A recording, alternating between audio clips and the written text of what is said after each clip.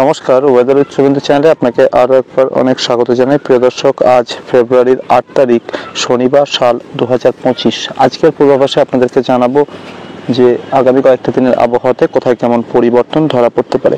প্রিয় দর্শক, এই মুহূর্তে নতুন করে একটি পশ্চিমী ঝঞ্ঝা পাহাড়ের দিকে প্রবেশ করতে চলেছে এবং তার পিছনে আরও একটি পশ্চিমী ঝঞ্ঝা এই মুহূর্তে আফগানিস্তানের দিকে ধীরে ধীরে এগোচ্ছে।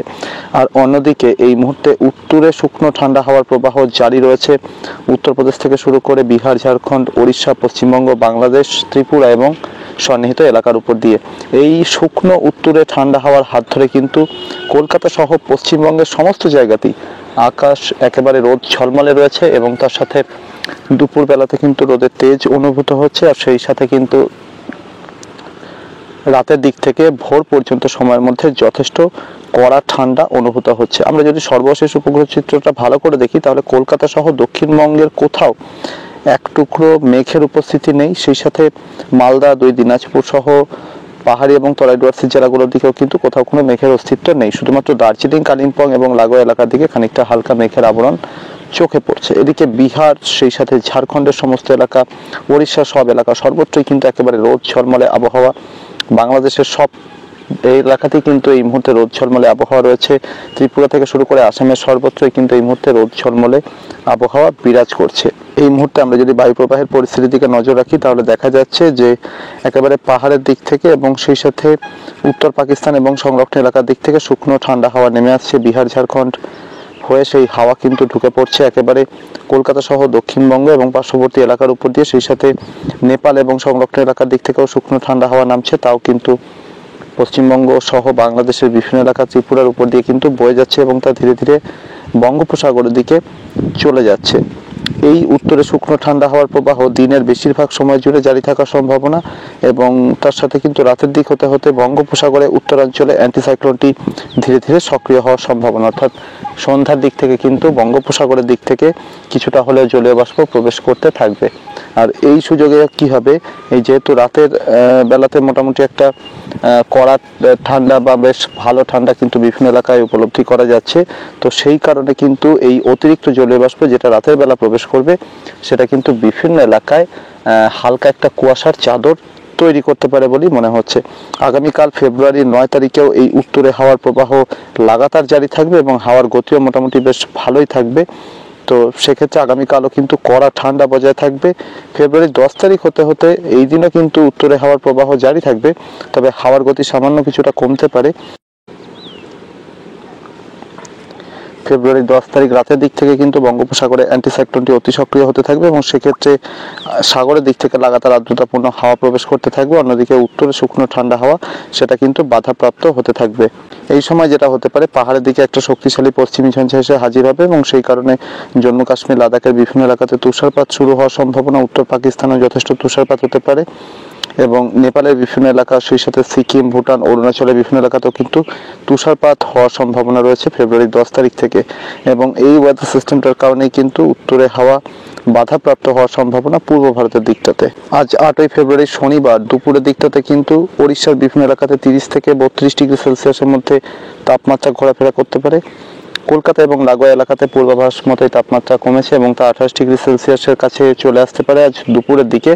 এবং সেই সাথে পশ্চিমের জেলাগুলো যেগুলো পাথুরে মাটি, সেখানেও কিন্তু মোটামুটি 27 থেকে 28 ডিগ্রি সেলসিয়াসের আশেপাশে তাপমাত্রা ঘোরাফেরা করতে পারে। সেক্ষেত্রে পুরুলিয়া, বাঁকুড়া, পশ্চিম বর্ধমানে এরকমই তাপমাত্রা থাকার সম্ভাবনা।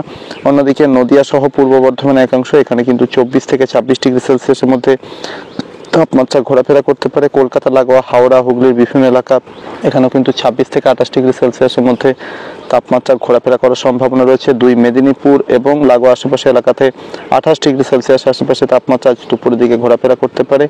সেই সাথে 24 পরগনা এবং এর আশেপাশের জায়গাগুলোতে কিন্তু মোটামুটি 26 থেকে 28 ডিগ্রি সেলসিয়াসের মধ্যে তাপমাত্রা ঘোরাফেরা করার সম্ভাবনা রয়েছে। মালদার বিভিন্ন এলাকাতে 24 থেকে 25 ডিগ্রি সেলসিয়াস। অন্যদিকে উত্তরবঙ্গের প্রায় সমস্ত জেলাতেই, পাহাড়ি জেলাগুলো বাদে, সেখানে কিন্তু 23 থেকে 26 ডিগ্রি সেলসিয়াসের মধ্যে তাপমাত্রা ঘোরাফেরা করার সম্ভাবনা। অন্যদিকে বাংলাদেশের উত্তরাঞ্চলের দিকটাতে, বিশেষ করে রংপুর, রাজশাহী এবং লাগোয়া এলাকাতে কিন্তু মোটামুটি দুপুরে তাপমাত্রা 23 থেকে 24 ডিগ্রি সেলসিয়াস আশেপাশে থাকতে পারে। আর বাংলাদেশের দক্ষিণাঞ্চলের বিভিন্ন এলাকা, বিশেষ করে খুলনা, বরিশাল, চট্টগ্রাম ডিভিশনের বিভিন্ন এলাকা, এখানে 25 থেকে 27 ডিগ্রি সেলসিয়াসের মধ্যে আজ দুপুরে তাপমাত্রা ঘোরাফেরা করতে পারে। ত্রিপুরার বিভিন্ন এলাকাতে আজ দুপুরে তাপমাত্রা মোটামুটি 25 থেকে 27 ডিগ্রি সেলসিয়াসের মধ্যে ঘোরাফেরা করার সম্ভাবনা। আসামের বিভিন্ন এলাকাতেও 25 থেকে 27 ডিগ্রি সেলসিয়াসের মধ্যে আজ দুপুরে তাপমাত্রা ঘোরাফেরা করতে পারে। তবে এদিকে পূর্বাভাস মতো রাতের তাপমাত্রা কিন্তু লাগাতার নেমে চলেছে উত্তরে হওয়ার সুবাদে। সেক্ষেত্রে আগামীকাল অর্থাৎ 9 ফেব্রুয়ারি রবিবার ছুটির দিনে কিন্তু কলকাতা সহ আশেপাশের জায়গাগুলোতে 14 থেকে 16 ডিগ্রি সেলসিয়াসের মধ্যে তাপমাত্রা অনুভূত হতে পারে। পানিহাটি, নিউ টাউন এই এলাকাগুলোতে 14 ডিগ্রি সেলসিয়াস আশেপাশে তাপমাত্রা রেকর্ড হওয়ার সম্ভাবনা। উত্তর এবং দক্ষিণ 24 পরগনা বিভিন্ন জায়গাতেও কিন্তু 14 ডিগ্রি থেকে 17 ডিগ্রি সেলসিয়াসের মধ্যে তাপমাত্রা ঘোরাফেরা করতে পারে। পূর্ব পশ্চিম মেদিনীপুরের বিভিন্ন জায়গাতে 12 থেকে 14 ডিগ্রি সেলসিয়াসের মধ্যে তাপমাত্রা ঘোরাফেরা করতে পারে। পুরুলিয়া, বাঁকুড়ার বিভিন্ন এলাকাতেও কিন্তু 12 থেকে 13 ডিগ্রি সেলসিয়াসের মধ্যে তাপমাত্রা, বা কোথাও কোথাও 10 থেকে 11 ডিগ্রি সেলসিয়াসের মধ্যে তাপমাত্রা ঘোরাফেরা করতে পারে।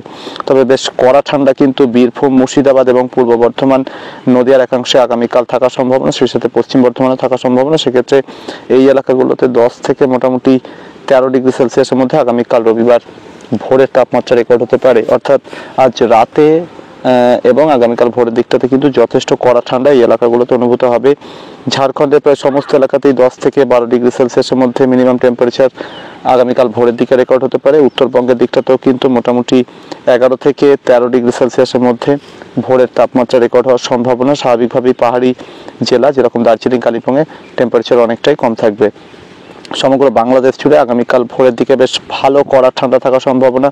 বাংলাদেশের রাজধানী ঢাকাতে 14 ডিগ্রি সেলসিয়াসের আশেপাশে মিনিমাম টেম্পারেচার চলে আসতে পারে। সেই সাথে রংপুর, রাজশাহী এবং ময়মনসিংহ, সিলেট ডিভিশনে আগামীকাল 10 থেকে 12 ডিগ্রি সেলসিয়াসের মধ্যে তাপমাত্রা রেকর্ড হতে পারে। খুলনা ডিভিশনেও 10 থেকে 13 ডিগ্রি সেলসিয়াস এবং চট্টগ্রাম, বরিশাল ডিভিশনের বিভিন্ন এলাকাতেও মোটামুটি 12 থেকে 14 ডিগ্রি সেলসিয়াসের মধ্যে মিনিমাম টেম্পারেচার রেকর্ড হওয়ার সম্ভাবনা। অন্যদিকে ত্রিপুরার বিভিন্ন জায়গাতে আগামীকাল 11 থেকে 13 ডিগ্রি সেলসিয়াসের মধ্যে মিনিমাম টেম্পারেচার রেকর্ড হতে পারে। আসামের বিভিন্ন এলাকা, এখানে কিন্তু মোটামুটি 13 থেকে 16 ডিগ্রি সেলসিয়াসের মধ্যে মিনিমাম। তো এরকমই টেম্পারেচার আগামীকাল ভোরের দিকে থাকার সম্ভাবনা, অর্থাৎ সর্বোচ্চ একটা কড়া ঠান্ডা অনুভূত হবে। প্রিয় দর্শক, এরপর 10 তারিখেও কিন্তু প্রায় এই একই রকম ঠান্ডা বিভিন্ন এলাকাতে থাকার সম্ভাবনা। এরপর কিন্তু পশ্চিমী ঝঞ্ঝার কারণে এবং সেই সাথে বঙ্গোপসাগরের দিক থেকে আর্দ্রতা প্রবেশ করার কারণে ধীরে ধীরে তাপমাত্রা বাড়তে থাকবে। এই ছিল আগামী কয়েকটা দিনে আবহাওয়ার সম্ভাব্য পরিস্থিতি। পরবর্তী আপডেট এবং লাইভে আবারও দেখা হবে। ধন্যবাদ।